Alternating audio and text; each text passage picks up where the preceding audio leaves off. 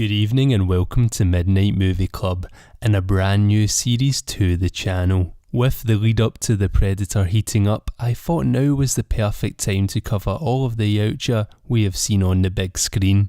I may also expand this series in the future, going into the different Yautja clans within the films, the comic books, novelizations and video games. And of course, if there is a specific Predator or clan you would like me to cover, then please leave your request in the comments section. So I thought there was no better way to kick this series off than with the Jungle Hunter from the 1987 classic Predator.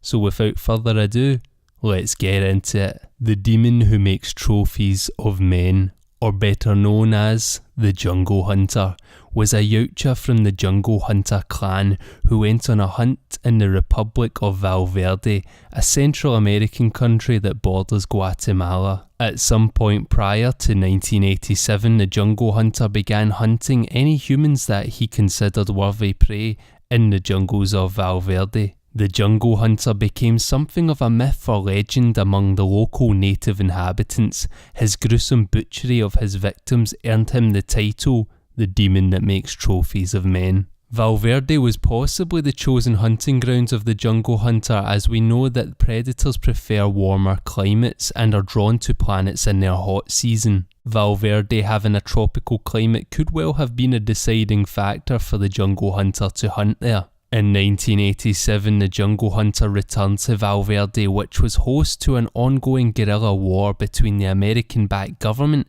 and a communist insurgency.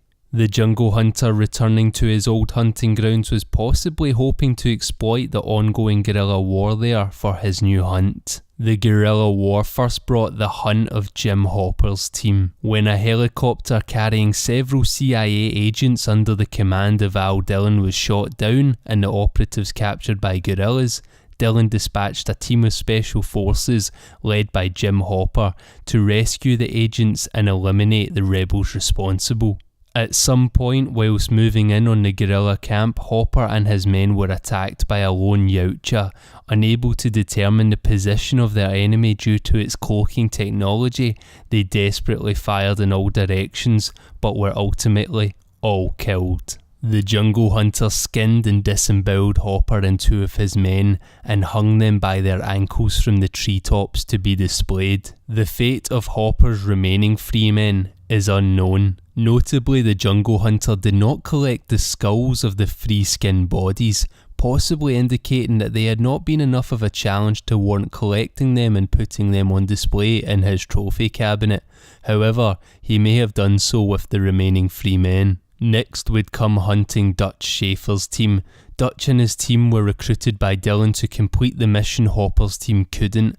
After wiping out the rebel force, they too caught the attention of the Jungle Hunter and became his next hunt. The first kill of Dutch's team was Hawkins. While in pursuit of their rebel prisoner Anna, he isolated himself from the rest of the squad, and this is when the Jungle Hunter made his kill. Taking him out with his wrist blades, he gutted Hawkins and later hung him from a tree. As the rest of the squad began a search for Hawkins' body, this left Blaine alone. At first, the Jungle Hunter tried to dispatch of Blaine using his spear gun, but only managed to graze his shoulder.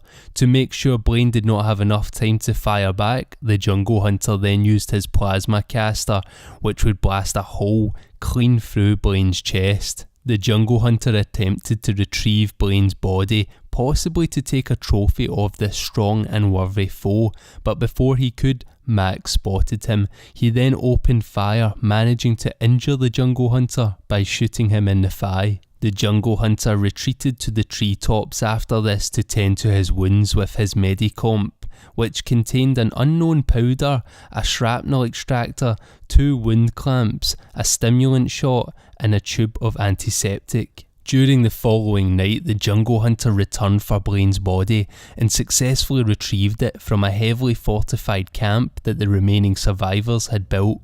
A wild boar rampaged through camp that night, distracting them. This was possibly when the jungle hunter slipped past their defences and took the body, leaving no trace that it had even been there. Even though the jungle hunter was a very capable Yautja, he fell into an elaborate net trap that was set by the remaining squad members, although not for long, as the jungle hunter escaped this net by shooting it with its plasma caster. As the jungle hunter does this, he shot and released another trap that wounds Poncho in the process. Mac and Dylan then set off in pursuit of the jungle hunter, thinking that they had it on the back foot, only to find out that it was really just setting a trap of its own. The jungle hunter shoots Mac through the head with its plasma caster before blowing off Dylan's right arm with another shot. While Dylan fires desperately at the apparition of the cloaked predator moving in on him, it is too late as the jungle hunter finishes him off, stabbing him through the gut with his wrist blades. Billy decides to make a suicidal last stand to the jungle hunter as the others try to get away. He arms himself with only a machete and cuts himself across his torso. The jungle hunter watched and gave Billy time to do this before killing him. He must have proven himself to be a worthy opponent. Following his kill, he took Billy's corpse to claim his skull as a trophy, tearing the spinal cord and head from the corpse before cleaning the skull and placing it in his trophy bag. When the jungle hunter caught up to the others, he quickly dispatched of Poncho with a plasma caster blast to the head. He possibly took Poncho out quicker than the others, as he saw he was already wounded and not much of a challenge anymore. During this chase, the jungle hunter did not pursue Anna, who was unarmed, showing us that the jungle hunter lived by the Yautja code of honour.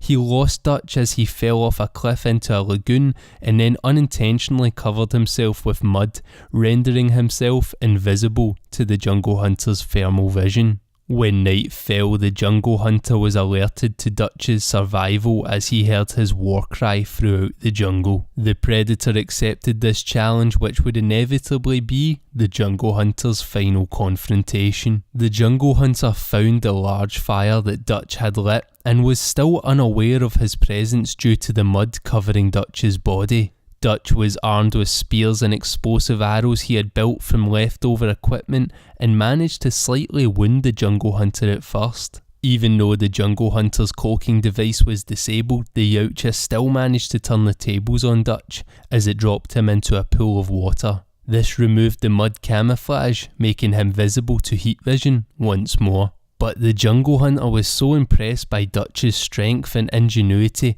that he discarded his plasma caster and biomask and decided to engage Dutch in hand-to-hand combat.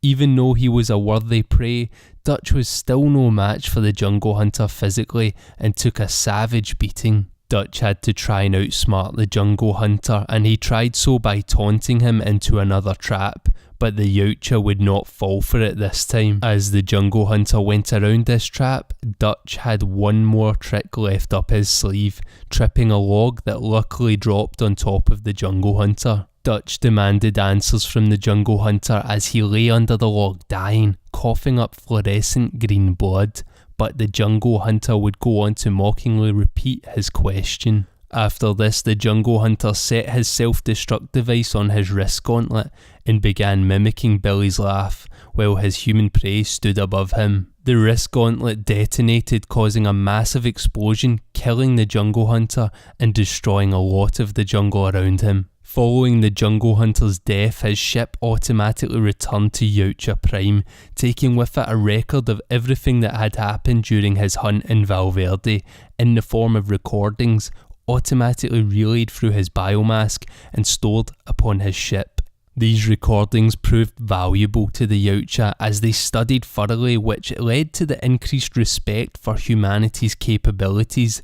Notably, another Yautja that will be part of this series, the City Hunter, was motivated to come to Earth to Huntman himself as a direct result of these recordings. The jungle hunter was truly a formidable Yautja, and if he had not met his end in Valverde, he may have continued to Huntman for a long time after, as he seemed to enjoy the hunting ground and made it his own. He stood at 7 feet 8 inches tall and had light brown hazel eyes and black hairs that sprouted from the side of his head and just above his eyes. He had light creamy beige skin with black in the middle of his forehead, around his eyes and at the corners of his jaw. The black was probably skin pigmentations and not any form of war paint. He wore light armour which would have made traversing the dense jungles much easier for him. We presume him to be blooded, but this is yet to be confirmed. The Jungle Hunter's equipment included his cloaking device, wrist blades, plasma caster, spear gun,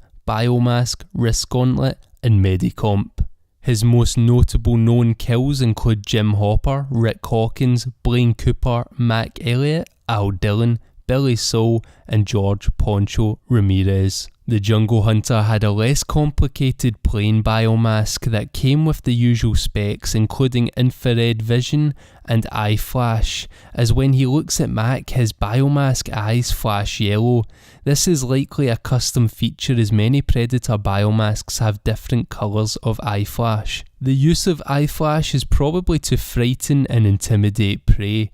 Along with these features, the Jungle Hunter's biomask included vocal mimicry, breathing apparatus, diagnostics, and visual and audio recording systems. The Jungle Hunter's mask also incorporated the targeting laser used in conjunction with his plasma caster. Well, that is it for the Jungle Hunter and all I know of him and what he has accomplished. Along with the original Predator film in 1987, he also appears in a flashback in Predators Beating the Bullet, the Dark Horse comic based on the 2010 film Predators. The Jungle Hunter is also mentioned in the Predator Concrete Jungle video game, although that game is not canon. We get other mentions of him in Predator 2, the novel and the comic, and the film Predators. If you have anything to add on the Jungle Hunter, then please leave it down in the comments section. Along with being the first Predator we saw on screen, he is easily one of my favourite Predators. Once this series has concluded, I may well do a video on my favourite Yautjas, including those who appear on film, in the comics, and in the video games. But if you enjoyed tonight's video and want to see more from this new series, then let me know by giving the video a like. I appreciate it a lot. If you're new to the channel, then subscribe to join the club for more content from myself, and as always, thank you very much for watching, and good night.